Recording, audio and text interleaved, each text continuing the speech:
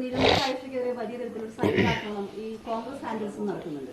അത് എം സ്വരാജിനെ പിന്തുണച്ചുന്ന ഒറ്റ കാരണം കൊണ്ടാണ്. ഈ സാംസ്കാരിക രംഗത്തും വലിയ തർക്കങ്ങളുണ്ട്. വൈശാഖനും അതുപോലെ നാരായണനുമായിട്ടൊക്കെ തന്തി തർക്കങ്ങൾ ഇടതു സ്ഥാനാർത്ഥിക്ക് വേണ്ടിയും എതിരുമായിട്ടുണ്ട്. അല്ല, അത് വളരെ വിചിത്രമായിട്ടുള്ളൊരു കാര്യമാണ്. അത് ഉൾക്കൊള്ളാനും പ്രയാസമാണ്. എന്തുകൊണ്ടെന്നാൽ ഇപ്പോൾ സാംസ്കാരിക പ്രവർത്തകരായാൽ, എഴുത്തുകാരായാൽ അവർക്ക് രാഷ്ട്രീയ അഭിപ്രായങ്ങൾ പാടില്ല എന്നാരാണ് പറഞ്ഞത്? ലോകത്തിലെ എല്ലാ കൃതികളും അതത് കാലഘട്ടത്തോട് സംവദിക്കുകയാണ് ചെയ്തിട്ടുള്ളത്. നമ്മുടെ സാമൂഹ്യ മാറ്റത്തിൽ കലാസാഹിത്യ സൃഷ്ടികൾക്കുള്ള പങ്ക് എത്ര വളരെ വലുതാണ്. അത് ലോക സാഹിത്യ ചരിത്രം പരിശോധിച്ചാൽ തന്നെ നമുക്കത് കാണാൻ പറ്റും. ഇപ്പോൾ വർഷങ്ങൾക്ക് മുൻപ് അപ്ടൺ സിൻക്ലെയർ എഴുതിയൊരു നോവലായിരുന്നു ദ ജംഗിൾ. ആ നോവൽ പുറത്തു വന്നതിന് ശേഷമാണ്, എനിക്ക് തോന്നുന്നു 1905 മറ്റോ ആണ് ആ നോവൽ വരുന്നത്. ഒരു സോഷ്യലിസ്റ്റ് എഴുത്തുകാരനായി അറിയപ്പെട്ട ആളായിരുന്നു അപ്ടൺ സിൻക്ലെയർ. ഈ ജംഗിൾ പുറത്തു വന്നതിന് ശേഷമാണ് അമേരിക്കയിലെ ഭക്ഷ്യ വ്യവസായ രംഗത്തുള്ള പല പ്രശ്നങ്ങളും, തൊഴിൽ ചൂഷണവും, അതുപോലെ തന്നെ അതിൻ്റെ ഗുണനിലവാരം സംബന്ധിച്ച്, ഉൽപ്പന്നങ്ങളുടെ ഗുണനിലവാരം സംബന്ധിച്ചുള്ള പ്രശ്നങ്ങളുമൊക്കെ പൊതുസമൂഹത്തിൽ ചർച്ചയായത്. അതിനെ തുടർന്ന് രൂപപ്പെട്ടു വന്ന വലിയ ജനകീയ അഭിപ്രായത്തിൻ്റെ മുന്നിലാണ് തൊട്ട് അടുത്ത വർഷം അമേരിക്കയുടെ ചരിത്രത്തിലെ ആദ്യത്തെ ഭക്ഷ്യസുരക്ഷാ നിയമം അംഗീകരിക്കപ്പെട്ടത്. എന്ന് വെച്ചാൽ ഒരു നോവൽ സൃഷ്ടിച്ച ചർച്ചകളുടെ പരിസരത്താണ് അമേരിക്കൻ ഐക്യനാടുകളിലെ ആദ്യത്തെ ഭക്ഷ്യസുരക്ഷാ നിയമം വരുന്നത്. പിന്നീടൊരു വ്യാഴവട്ടത്തിന് ശേഷം അപ്ടൺ സിൻക്ലെയർ തന്നെ എഴുതിയ മറ്റൊരു കൃതിയായിരുന്നു ദ ബ്രാസ് ചെക്ക്. അത് മാധ്യമപ്രവർത്തകരുമായി ബന്ധപ്പെട്ട ചില പ്രശ്നങ്ങൾ, അല്ലെങ്കിൽ മാധ്യമപ്രവർത്തന രംഗത്തെ മഞ്ഞ പത്രപ്രവർത്തനം എന്നൊക്കെ നമ്മൾ പറയുന്നത് പോലെയുള്ള ചില അനഭിലഷണീയമായ പ്രവണതകളെ അതിശക്തമായി വിമർശിക്കുന്ന ഒരു കൃതിയായിരുന്നു. ആ കൃതി പുറത്തു വന്നതിൻ്റെ തൊട്ടടുത്ത വർഷമാണ്, 1918 മറ്റാണെന്ന് തോന്നുന്നു, അതിൻ്റെ തൊട്ടടുത്ത വർഷമാണ് അമേരിക്കയിലെ ആദ്യത്തെ മാധ്യമപ്രവർത്തകർക്കുള്ള പൊതു നിയമാവലി വന്നത്. ഞാൻ സൂചിപ്പിച്ചത് ഒരു സാഹിത്യകൃതി എങ്ങനെ സമൂഹത്തിൽ സ്വാധീനം ചെലുത്തുന്നു, എങ്ങനെ നിയമനിർമ്മാണത്തിലേക്ക് നയിക്കുന്നു. അമേരിക്കയിൽ തന്നെ അടിമത്തം നിർത്തലാക്കിയതുമായി ബന്ധപ്പെട്ട് എബ്രഹാം ലിങ്കൺ തന്നെ അഭിപ്രായപ്പെട്ടിട്ടുണ്ട്. 1850 മറ്റോ ആണെന്നോ, 1850 ഹാരിയറ്റ് എലിസബത്ത് ബീച്ചർ സ്റ്റോവ് എഴുതിയ അങ്കിൾ ടോംസ് ക്യാബിൻ എന്നൊരു കൃതി. അതിന് മറ്റൊരു പേര് കൂടിയുണ്ട് ആ പുസ്തകത്തിന്. പേരിപ്പോൾ ലൈഫ് ഓഫ് ലോവ്ലി എന്നോ മറ്റോ ആണ് ആ പുസ്തകത്തിൻ്റെ പേര്. ഏതായാലും അങ്കിൾ ടോംസ് ക്യാബിൻ എന്ന പേരിൽ വിശ്വവിഖ്യാതമായ കൃതി പുറത്തിറങ്ങിയപ്പോഴാണ്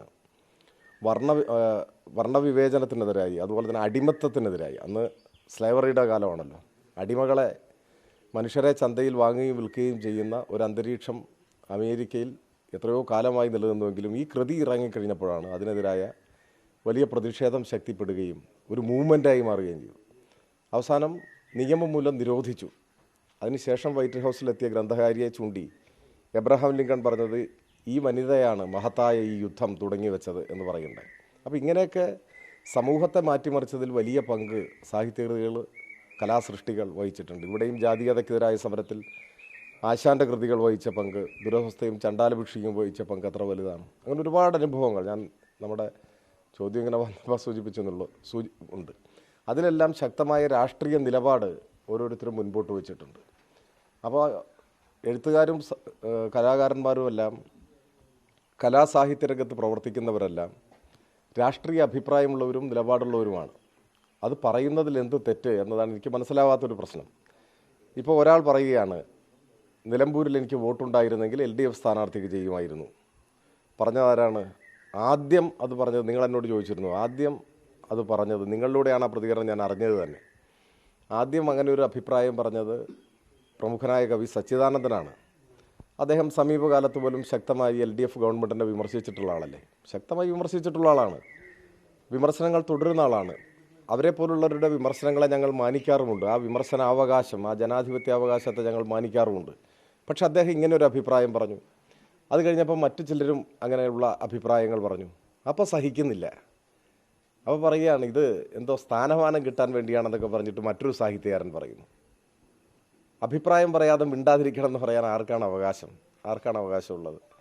എന്ത് സ്ഥാനമാനമാണ് ഈ കാലത്ത് എന്നെ പിന്തുണച്ചുകൊണ്ട് അവർക്ക് കിട്ടാൻ പോകുന്നത്? ഇപ്പോൾ ഹരിത സാവിത്രി എന്നൊരു എഴുത്തുകാരി ഒരു അഭിപ്രായം പറഞ്ഞതിൻ്റെ പേരിൽ അവർ വേട്ടയാടപ്പെട്ടപ്പോൾ നവമാധ്യമങ്ങളിൽ അവർ തന്നെ പ്രതികരിച്ചു, അവർക്ക് തന്നെ വിശദീകരിക്കേണ്ടി വന്നു. അവരടിയുറച്ച രാഷ്ട്രീയമുള്ള ഒരാളാണ്. അത് ഈ വിമർശിക്കുന്നവരും അസഭ്യം പറയുന്നവരും അശ്ലീലം പറയുന്നവരും മനസ്സിലാക്കിയിട്ടുണ്ടോ എന്നറിയില്ല. അവരുടെ ഏറ്റവും ഒടുവിൽ പുറത്തിറങ്ങിയ കുർബാൻ എന്നൊരു കൃതിയുണ്ട്, മാതൃഭൂമി ബുക്സ് പ്രസിദ്ധീകരിച്ചത്. ആ കൃതി വായിച്ചു കഴിഞ്ഞാൽ അവരുടെ രാഷ്ട്രീയം എന്താണ് എന്നറിയാൻ കഴിയും. തീക്ഷ്ണമായ അവരുടെ രാഷ്ട്രീയം മനുഷ്യാവകാശ പ്രശ്നങ്ങളെ സംബന്ധിച്ച്, പീഡിപ്പിക്കപ്പെടുന്ന മനുഷ്യരെ സംബന്ധിച്ച്, അത് ലോകത്തിലെ എല്ലാ ഭാഗങ്ങളിലും എങ്ങനെയൊക്കെയാണ് അനുഭവത്തിൽ വരുന്നതിനെക്കുറിച്ചൊക്കെ കൃത്യമായി പ്രതിപാദിക്കുന്ന ഒരു കൃതിയാണവർ. സ്പാനിഷ് കമ്മ്യൂണിസ്റ്റ് പാർട്ടിയുടെ പോളിറ്റ് ബ്യൂറോ അംഗമാണ് അവരുടെ ജീവിത പങ്കാളി. അങ്ങനെ ആയതുകൊണ്ട് രാഷ്ട്രീയം ഉണ്ടായതല്ല, അടിയുറച്ച രാഷ്ട്രീയ നിലപാടുള്ള ഒരാളാണവർ. അവരെയാണ് ഭീഷണിപ്പെടുത്താൻ ശ്രമിക്കുന്നത്.